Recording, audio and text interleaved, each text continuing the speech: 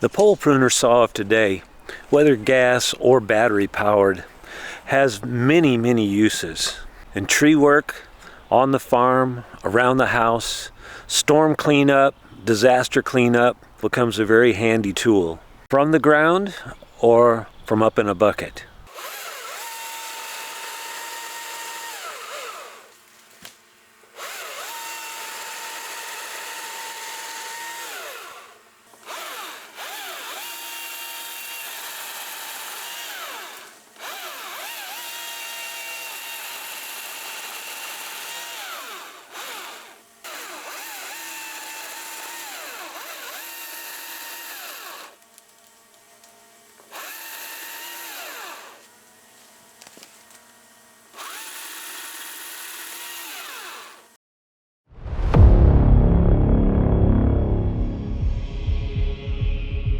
Plans should be formed for each cut.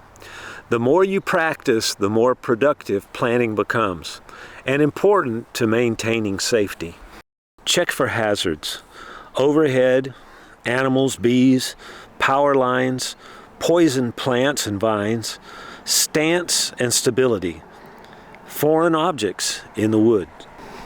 Check for obstacles, structures, fences, adjacent trees.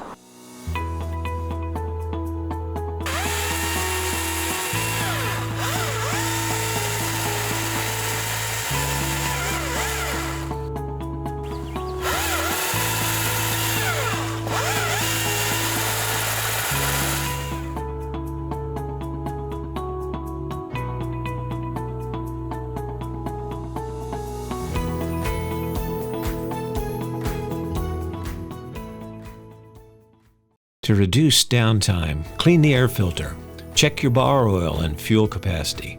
Sharp chain, make sure it's adjusted properly. Charge your batteries, properly mix your fuel, check your controls, check your switches. Picked up an HTA 135. I've had a gas-powered saw, pole saw, for quite a number of years, but it's getting a little bit aged, and I thought I'd go with the battery-powered on the pole saw, so looking forward to that. I read over the operator's manual. I've got the rapid charger, and I've got that all set up. The battery is being charged and in full capacity, and I've got a 10-inch bar on here, so I've got to get some bar oil in the reservoir and get things checked out. Controls here, hand slides forward, have the switch there, a little bit of a slide mechanism here, up and down for better balance. That's cool. Got a total of 13 feet of reach, I believe, on this particular unit. Bar on here with the 3/8 Pico chain, extended pitch 3/8. A little bit of a reservoir here for bar oil, and get everything adjusted up. I see the chain's a little bit loose here now. Better than oil. It's a plant-based oil. I've used it in a chainsaw. It works pretty well, so I'm gonna start this pole saw off with it. There's a line. It lines up over here on this side, it appears. Turn, and kind of like the chainsaw caps. The other deal we have here is on the lock and unlock for the slide. Kind of unique. It's got a little bit of an octagon or hexagon shape shafts, so a little bit of a limb puller there. Always a good idea, kind of put some gloves on, messing with the bars and chain. And they've put captivated nuts, like on the saw. That's good. Can't lose that. So 43 thousandths guide bar chain is the, I guess you'd call it the narrow kerf lightweight on the Pico. So, and it's 10-inch bar, but it is a 3005 bar pad, so that's the same as on all of the smaller saws. Looped up. Always grab the loops, and that helps to be able to get it untangled. We want to make sure that the depth gauge is forward on top. There's a little tooth diagram on here that shows the rotation. Drop this onto the sprocket and place it around. Back on.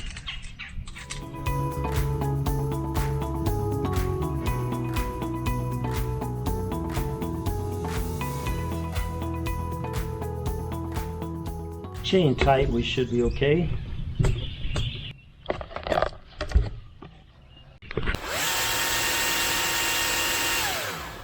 Kind of interesting. I just check it while it's new and see what the noise level is. It's turning about 94 or 95 decibels. You know, battery powered units, people don't realize from the standpoint of hearing protection, you still have a lower noise level in some cases, but a lot of the noise with a chainsaw comes from the chain and bar and the sprocket. And so you still have those two things happening. Anything over 85 to 90 is definitely warranted of hearing protection.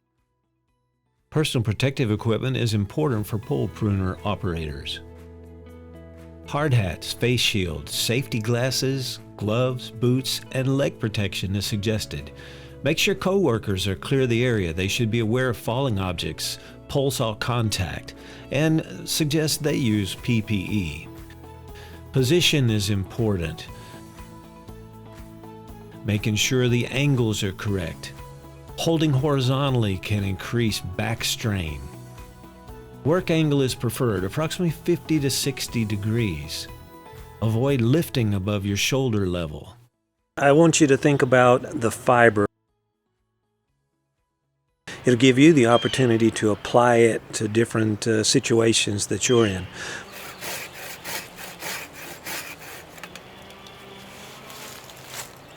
So now we've got a straight back cut and a very shallow, just a slide down the face of the fiber. Let's see how that works.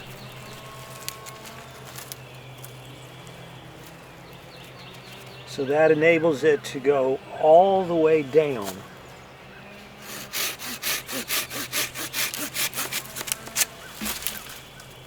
Just like the hinge on a door. So now, same limb, we're just going to put just a small undercut and then a back cut.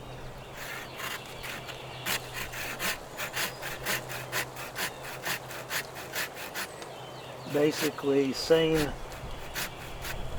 thickness of material in between.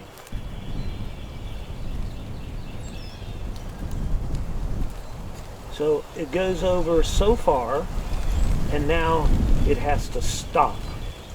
You see, it can't move like this one does.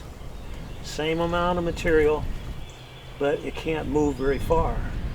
So when you have weight on that particular branch going out, when you undercut there, even if you offset right or left, if that closes, it creates pressure. And something has to pull and snap. You see? So we want to think about that. Straight cut in doesn't allow the hinge material or the woody material to actually bend over far enough for the fibers to start to break. It's going to take and start to split, and especially if you have a lot of weight out and no cut at all. In other words, this one is going to kind of snap off. This one's going to allow it to go down, and if you wanted to, you could take the hinge off of it. According to how much of an opening you have is what really applies to that. But it's something that if you don't have something immediately, you'll start to get splits. So now we have just a similar limb, and I'm not going to use I'm cutting flat to it. I'm not going to use any type of a face notch. And let's see what exactly happens here. It goes in so far, and now that limb starts to move. And at this point, you can see that a split takes place. Okay? And so it's going to split every time. If you're fast enough with the saw, you can take it off, but the split's going to happen every single time. A similar limb just across from that one, and we can put the notch in either way, and really you don't have to take that out. You can leave that little tab. And then this works great with pole saw. It works great with chainsaw. And so now all you do is just come in, and you can see I'm not very deep into it, probably about a 30-degree angle, something like that. Now when I cut back, I keep the hinge across parallel to that notch best as possible. And now that enables that to fold all the way down with no splitting. So whether using for a pruning cut or limb removal, and taking off small pieces, you're not going to get that type of a split. But taking off long limbs, it has a chance to split. Now, this is another technique that's been around for many, many years. It doesn't have to go so deep into the circumference of the limb or the tree. But now this, you have little or no steering that takes place. But in other words, I would take the saw and I would cut in at an angle here. So I end up, this would be the direction that I want the piece to go. So this would be on the underside. So I would reach over and saw down at an angle. So I've got, in this case, I've got about a ½ an inch on this side. I've got about 1.5 inches on the other side. This one now I cut in same way, so that I have the kind of a V cut into the material. I'm thicker on the back, but I'm going to cut in now, kind of straight line from that. So if I had a limb that was horizontal, or I had a tree with a lot of lean to it, as I start to cut back, what causes the tree to split is trees grow in circles. So as I start to cut in, fibers, I'll stop right there. These fibers, because the two sides are actually cut through the last years of growth. What causes a split or barber chair is more or less the rounds have a tendency to spread outward as it starts to move. And so you can see in this case that those fibers are able to split out. No direction really, but there's no way that it splits the piece. My compression would be on top and my tension would be on the bottom. Okay, so here I've got compression on top, tension on the bottom.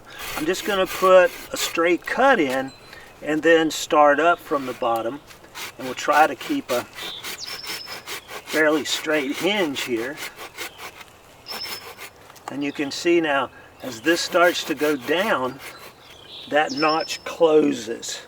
So that's a notch, but it's just a curve, so it can't move very far. So if I look at this, it opens.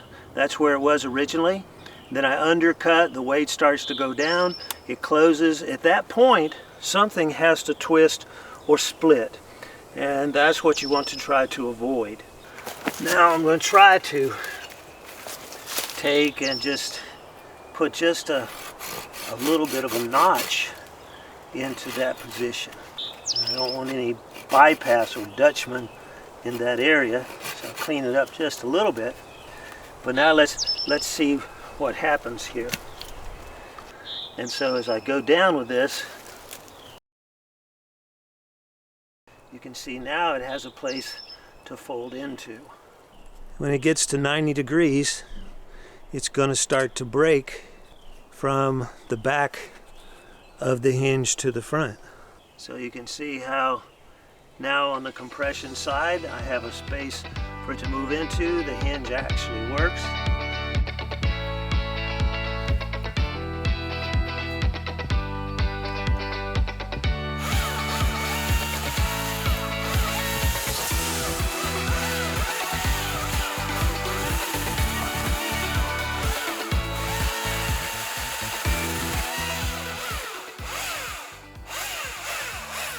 Clear lower limbs first.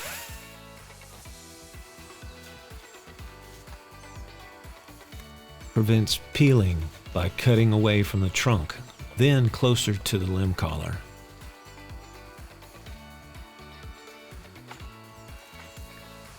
Larger limbs, use a slide notch. As the limb falls, watch for back pressure. Cut the compression side first, then the tension side.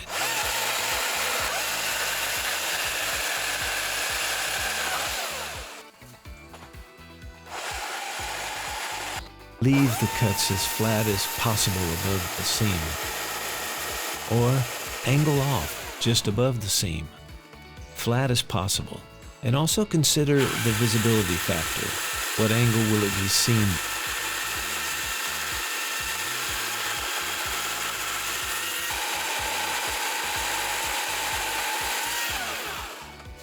Cut lower limbs first to prevent them from catching higher limbs as they fall.